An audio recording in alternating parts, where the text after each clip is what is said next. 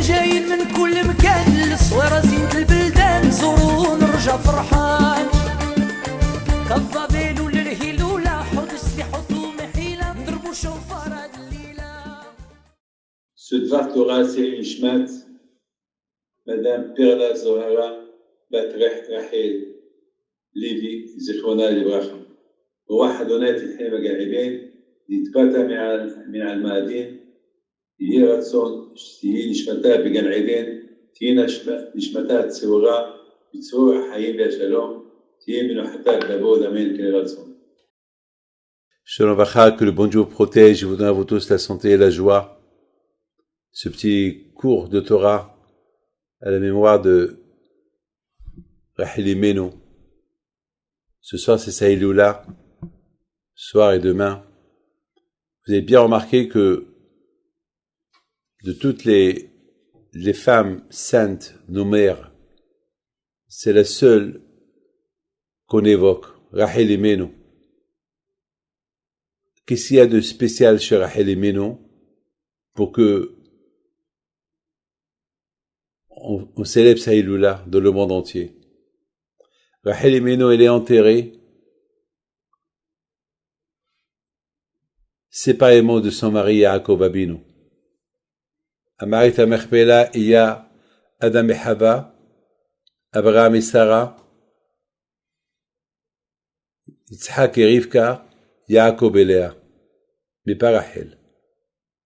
Rachel, elle est décédée bien avant, et elle est enterrée sur le chemin de Bethléem. La question se pose, quelle est la raison? Il y a le prophète qui dit Rachel mebacha et banea, Rachel elle pleure ses enfants. Elle pleure tous ses enfants. Ça veut dire que tout Am Israël, tout le peuple d'Israël, ils s'appellent ses enfants. Alors qu'on sait que Rachel Imenu, elle avait que 2 enfants. Elle avait Yosef, elle avait Binyamin. C'est tout. Alors, elle pleure que Yosef et Binyamin? Non, d'après le prophète, elle pleure tous ses enfants. Quelle est la raison? Quelle est la raison? Et tous ses enfants, ils s'appellent ses enfants? Est-ce que même les enfants de Yaakov Abinu, Reuven, Shimon, Lévi, Yehuda, Issachar, Zvulon, il y a quand même, Yaakov Abinu, il a eu des enfants avec Léa, avec Bilha, Zilpa, et 2 avec Rachel.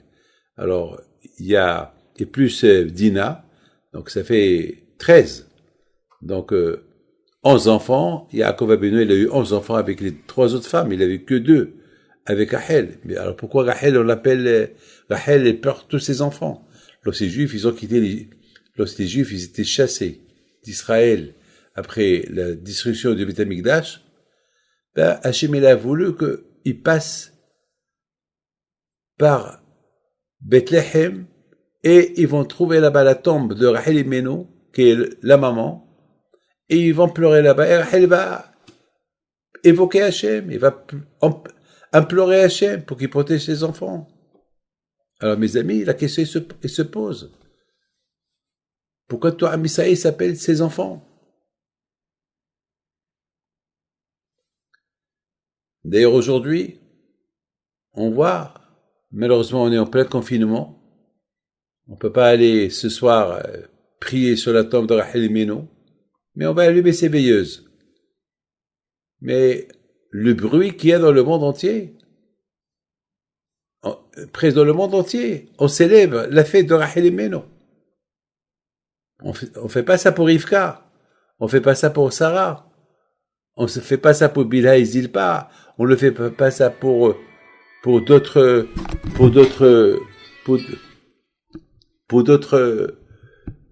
Satkaniot qu'on a eu. Donc la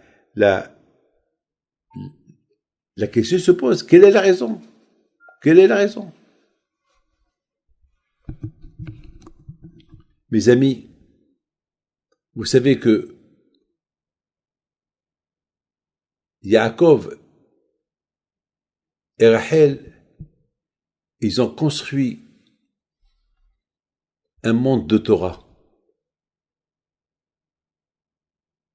Et pour construire un monde de Torah, il faut les midot, il faut les bonnes qualités. Yaakov Avinu, c'était le symbole de la Torah. Yaakov Ishtam Yushev Ohalim. Rachel Imeno, c'était le symbole des bonnes qualités.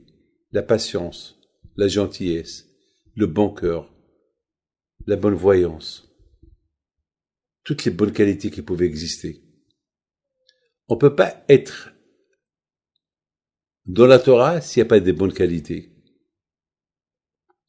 On ne peut pas avoir de bonnes qualités s'il n'y a pas la Torah. Donc, dit dans Pirkei Avot, en Torah, en derech eretz. En derech eretz, en Torah. Il faut les deux à la fois. Yaakov, c'était l'homme de Torah. Rachel Imenu, c'était la femme des bonnes qualités. Et la meilleure. Sarah Imenu, elle avait des bonnes qualités aussi. Rivka aussi. Mais la spécialité de Rachel Imenu, c'est de savoir donner sa place à un autre. Ve'avta l'erecha kamocha. C'est klal gadol batorah. Rabbi Akiva il dit que la base de la Torah, c'est aime ton prochain comme toi. Et je pense que Rachel, c'est l'unique personne vraiment qu'elle a, chez les femmes, qu'elle a vraiment respecté, aime ton prochain comme toi. Et c'est ce qu'elle a fait. Elle a donné sa place. Il y avait Yaakov Avinu qui est arrivé à Haran. Il devait se marier avec Rachel. Rachel, c'était la femme la plus heureuse du monde. De pouvoir se marier avec le meilleur homme du monde, le tzaddik, Yaakov Avinu. C'est extraordinaire. Et voilà, Rachel, elle voit sa sœur Léa qu'elle pleure.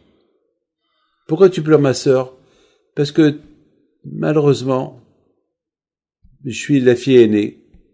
Et mon père, Lavan, il va me faire marier par force avec Esav, le rachat. Toi, tu es la petite fille. Tu as le zchut de se marier avec un tzaddik Yaakov. Et voilà. Je suis malheureuse. Je préfère ne pas me marier que de me marier avec Esav. À l'époque, les filles respectaient les parents. Ce que les parents ils disaient, les filles vont le faire. C'est pas comme aujourd'hui. Chacun il veut faire ce qu'il veut. Les parents ils les mettent de côté et il n'y a pas de respect malheureusement. Je parle pas ça en général, mais malheureusement, c'est ce qu'on voit aujourd'hui. Beaucoup des fois, je vois des révoltes de la part des filles contre les parents ou de la part des garçons contre les parents, malheureusement. Léa, qui était une tzadékette, elle ne pouvait pas refuser à son père. Même que son père va le donner à un rachat, elle ne pouvait pas lui dire non à son père. Mais elle pleurait pour son malheur. Elle pleurait pour son mazal. Elle avait de la peine. Et Rachel, elle devait être la femme la plus heureuse du monde. Qu'est-ce qu'elle fait? Elle lui donne sa place. Elle dit, ma sœur, j'ai de l'appel pour toi. Le jour de mon mariage, je te cède ma place. Tu sais que mon père, il va me donner des signes. Parce qu'il soupçonne papa, c'est un malin. Il a peur qu'il te change contre moi et après tu vas subir la honte de ta vie. Alors moi, je vais rester dans la chambre. Et toi, tu veux venir dans la chambre. Mon père va t'accompagner. Yaakov, il va croire, c'est moi que papa a accompagné. Mais malheureusement, c'est Léa qui va rentrer dans la chambre. Alors tu vas avoir la honte de ta vie, Léa. Lorsque Yaakov va te dire, Rachel, donne-moi les signes, et toi tu connais pas les signes, tu vas répondre avec ta voix. Yaakov va sortir de la chambre, il va crier sur mon père, et après, c'est moi qui va rentrer dans la chambre à ta place. Et entre-temps, tu vas subir et plus la honte, et plus ce qu'il va te donner à Esav. Alors je te donne ma place. Et c'est ce qui s'est passé. Après le mariage de Yaakov et Rachel, qu'est-ce qu'il fait Lavan? Il fait rentrer Léa dans la chambre. Et Yaakov il dit, Rachel, donne-moi les signes, et lui donne les signes. Donc, pour Yaakov, c'était Rachel. Et c'était pas Rachel, c'était Léa. Parce que Rachel était cachée sous le lit. Qui peut faire ça? Qui peut faire ça? Personne. Eh bien, mes amis, c'est la raison pourquoi on est tous les enfants de Rachel. Même que Yaakov, il a eu 12 enfants avec les 4 femmes, la femme qui a eu le mérite que tous ses enfants, ils soient appelés les enfants de Rachel, eh bien, c'est Rachel. Même que tous les enfants, ils ont leur maman, Léa, Bilha, Zilpa, la Torah les considère tous les enfants de Rachel. C'est comme ça, mes amis, que Yaakov et Rachel ont construit leur maison avec des bonnes qualités. Torah, d'un côté, et des bonnes midotes de l'autre côté, des bonnes qualités. Les meilleures qualités, un bon cœur. Donc, mes amis, Rachel, elle accomplit sur elle, aime ton prochain comme toi. Quand que moi, je veux être la femme de Yaakov,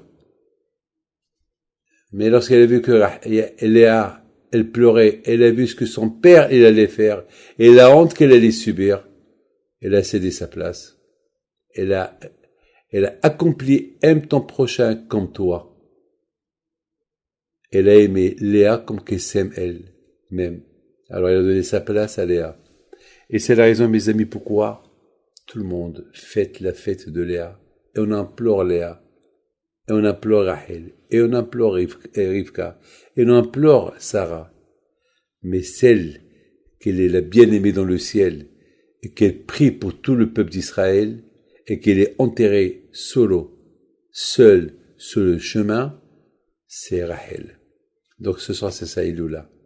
Je termine. Il y avait un juif qui avait un grand problème, et le pauvre, il allait tout le temps à Rachel et Meno.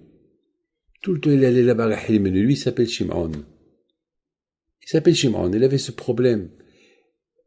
Et chaque fois, il m'appelait, Rabbi David, je lui dis, continue, va chez Rachel et Meno. Rachel et Meno, c'est notre maman. Rachel et Meno, c'est la maman de tout le monde. La maman de Reuven, Shimon, comme ça, il est considéré dans le ciel.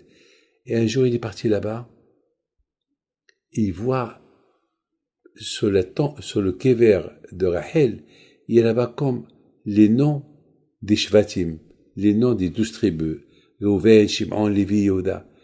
Et lorsqu'il a pris la photo du kever, il lui est sorti que le nom Shimon, son nom à lui. C'est bizarre. Attends. Il a pris plein de photos il a pris plein de photos. Il y a eu beaucoup de photos qui sont sorties avec les noms des 12 tribus, mais parmi les 12 photos, il y a eu une photo, il y a eu là-bas que Shimon, qui était le nom de ce monsieur-là. Et Baruch Hashem, Maman Rachel est là, écoutez, et Baruch Hashem, son problème a été résolu. Mes amis, que les échos de Rachel et Meno soient avec vous, et que le bon Dieu vous protège, vous donne Baruch Amen, Kiratzon.